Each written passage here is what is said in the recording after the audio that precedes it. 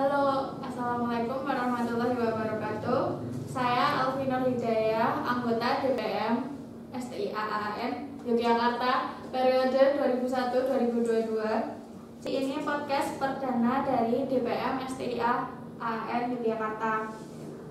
Di podcast yang pertama ini kita akan ngobrol bareng sama kakak-kakak DPM di sini. Jadi di sini kita udah bareng kakak-kakak anggota DPM STIAAN Yogyakarta. Untuk yang pertama mending kenalan dulu deh. Perkenalkan, nama saya Nurifah Bella Riza. Saya di DPM jabatannya sebagai Koordinator Komisi 2 dan mantan Ketua DPM tahun 2019-2020. Perkenalkan, saya Rusmini dari DPM sebagai Sekjen dan mantan DPM 2019 sebagai anggota. Perkenalkan, saya Rizkan Udamayanti. Di sini saya selaku Ketua DPM periode 2020-2021. Jadi untuk yang pertama mending kita nyeritain gimana sih kakak-kakak ini awal mula bisa masuk di DPM. Mungkin dari Mbak Bella ya, Mbak Bella. Dulu awal pertama kali masuk di DPM ya karena perwakilan dari UKM. Pada saat sidang umum dipilih untuk masuk di DPM, perwakilan masuk di DPM. Itu sih. Kalau aku mungkin hampir sama ya, dan itu awalnya aku nggak ngerti apa itu DPM, nggak ngerti sama sekali, tapi seiringnya berjalan waktu lama-lama lebih tahu. Kalau Kak Rizka masih baru ya? Iya, di sini saya masih baru kemarin bulan Desember kepilih jadi itu Ketua DPM untuk periode yang tahun 2021 ini. Itu jadi tata cara kita bisa masuk di DPM tuh gimana sih? Kalau untuk tata cara masuk di DPM sih ada kriteria calon. Sebenarnya kan orang-orang yang terpilih di DPM itu kan ada dua. Yang pertama itu peninggalan dari DPM itu sendiri. Terus 3 calon dari per UKM, masing-masing per UKM. Jadi setelah itu baru kita menemukan kriteria calonnya. Nah, kriteria calonnya itu minimal semester 3, lulus OSMABA, lulus LDK, punya pengalaman berorganisasi. Untuk yang semester 3 ini minimal semester 3 itu dalam keanggotaan, dan di situ di PDPRT udah ada tersendiri. Itu untuk sekjen, ketua semua minimal semester 3. Tapi kalau di UKM itu sendiri tidak ada minimal di UKM itu nggak ada yang anak semester 3. Maksudnya minimalnya cuma anak semester 1 sama semester 5. Nah, itu bisa dimasukkan yang anak semester 1. Jadi maksudnya kan menyesuaikan UKM. Nah, kalau UKM-nya nggak ada yang penerusnya di semester 3, nggak apa-apa anak semester 1. Yang penting dia berpengalaman dalam berorganisasi. Kan kemarin kan Mbak Bella menjabat jadi ketua ya. Gimana sih pengalaman menjabat sebagai ketua, apalagi kan yang tahun kemarin tuh dalam kondisi situasi COVID gitu ya, pandemi gitu. Dari saya sendiri sih merasa sedikit berat karena baru menjabat dan itu tuh baru berjalan 2 bulan. Setelah itu tuh langsung pandemi kayak gitu, semua kegiatan dibatalkan yang sesuai proker, dan bahkan kita tuh sempet mati selama setengah tahun. Baru bisa berkegiatan lagi itu di bulan-bulan September Oktober. Kita nggak ada rapat, nggak ada sidang pleno, pokoknya semuanya yang udah tersusun itu tuh nggak berjalan gitu. Karena juga bingung, kaget juga, gimana, nggak ada solusinya, mau kumpul juga nggak bisa, banyak pembatasan. Dan sedangkan pas itu tuh kita tuh masih awal dan masih banyak yang harus dirapatkan gitu. untuk prokernya, kegiatannya. Sedangkan kita kalau rapat offline pun tuh online pun itu kurang efektif gitu loh. Jadi ya sulit menghadapinya, bingung mencari solusi untuk memecahkan masalah itu gimana Oh gitu. ya, soalnya kan kumpul-kumpul terus ya. Soalnya kan masih baru juga kan, ada ada pandemi kayak gitu, kita terus tiba-tiba nggak boleh berkegiatan. Jadi untuk kakak-kakak ini ada nggak kayak pesan-pesan buat DPM yang sekarang gitu? Bisa dimulai dari Kak Bella.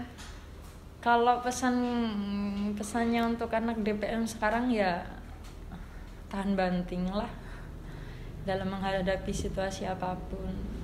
Apalagi kita sekarang juga masih pandemi, sekreatif kita lah dalam melakukan apapun, kegiatan apapun yang intinya bisa dilakukan secara daring kayak gitu. Kak Mini ada? Kalau dari aku sih, karena mungkin ini pandemi ya mungkin lebih sekreatif kita sebagai DPM. Terus semoga dengan meskipun di masa pandemi kita bisa menjadi lebih baik. Kak Rizka ada?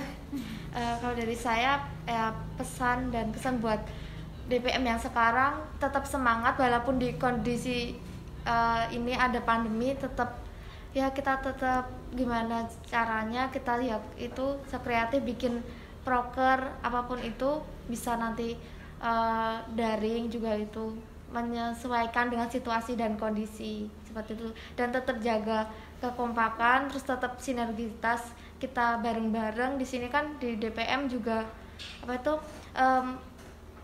mengagendakan menyelenggarakan proker maupun kegiatan untuk KM, STIA, AN yang lebih baik ke depannya lagi seperti itu. Terima kasih kakak-kakak buat waktunya. Kita kenalan tentang program kerja DPM yang periode sekarang. Sekarang kita bareng sama Ketua DPM yang sekarang yang biar bisa menjelaskan tentang itu. Oh ya, halo, saya di sini Rizka sebagai Ketua DPM periode 2020-2021. Di sini saya mau jelasin nih proker sama kegiatan DPM untuk yang di periode ini. Seperti yang kita tahu, untuk DPM di sini kan lembaga tinggi legislatif ya di STIA AN Yogyakarta seperti itu. Untuk kegiatannya pun kita di sini menyelenggarakan rapat-rapat, terus juga sidang umum. Biasanya ini ada rapat pengurus DPM, terus kemudian juga ada sidang pleno untuk semua UKM, ada DPM, BEM, terus Mapala dan juga LPM. Dan sidang pleno ini dilaksanakannya itu 3 bulan sekali. Di situ dimana dari sidang itu kita nanti ngajuin rancangan kerja dari tiap UKM, terus kemudian kita mengevaluasi program kerja dari masing-masing UKM itu yang udah terlaksana apa dan kendalanya juga apa, seperti itu untuk yang sidang pleno. Terus kemudian juga menyelenggarakan sidang umum di akhir tahun. Ini biasanya yang sidang umum itu dilaksanakannya di bulan Desember itu. Terus di sidang umum itu mengundang semua dari UKM yang tadi sudah saya sebutkan tuh. Terus setelah di sidang umum itu nanti juga kita mencari generasi untuk DPM yang selanjutnya. Jadi istilahnya pemilihan kepengurusan yang baru seperti itu dilaksanakannya di sidang umum. Terus kemudian nanti setelah kegiatan sidang umum, nanti di situ ada pelantikan biasanya di awal bulan Januari, awal tahun ya berarti. Nah, kayak gitu sih. Terus kemudian untuk program kerjanya kan tadi udah saya jelaskan buat kegiatan sehari-harinya di PM kayak gitu, nyelenggarain rapat-rapat, sidang-sidang seperti itu. Untuk proker yang sekarang kita ini baru perdana sih podcast DPM ya. Baru pertama kali ini, dan tujuan dari podcast ini pun karena ya kita menyesuaikan di kondisi yang masih pandemi kayak gitu. Kalau menyelenggarakan proker yang di luar atau mengumpulkan terlalu banyak orang pun juga masih ada pembatasan. Terus makanya kita ini sih inisiatif untuk menyelenggarakan podcast ini kayak gitu. Dan dari podcast ini tuh nanti pelaksanaannya juga insya Allah 3 bulan sekali, dan pembukanya ini di bulan April ini. Kita baru perkenalan dari pengurus dan anggota DPM ini. Kan kebanyakan belum pada tahu ya DPM itu apa, tapi tahunnya baru namanya gitu. Terus juga dari podcast ini harapannya nanti kan ada podcast selanjutnya. Nah, di situ kita bisa menghadirkan narasumber dari perwakilan UKM lain. Misalnya kita bisa mengundang dari ketua Mapala, ketua LPM maupun presiden BEM seperti itu. Nanti kita di situ juga bahas isu-isu yang sedang terjadi. Seperti itu sih harapan dari podcast ini selanjutnya, seperti itu. Untuk kami ini ada tambahan? Sementara mungkin belum, soalnya tadi semuanya udah dijelaskan sama Rizka, jadi mungkin nggak ada lain waktu ya lainnya. Mbak Rizka masih ada? Apa ya? Tentang apa gitu? Ya mungkin kita balik lagi melihat situasi dan kondisi ya. Kan ini untuk proker yang utama itu podcast. Tapi semoga nanti kalau misalnya pandeminya ini juga udah berakhir dan pembatasannya udah lebih longgar lagi, kita bisa melaksanakan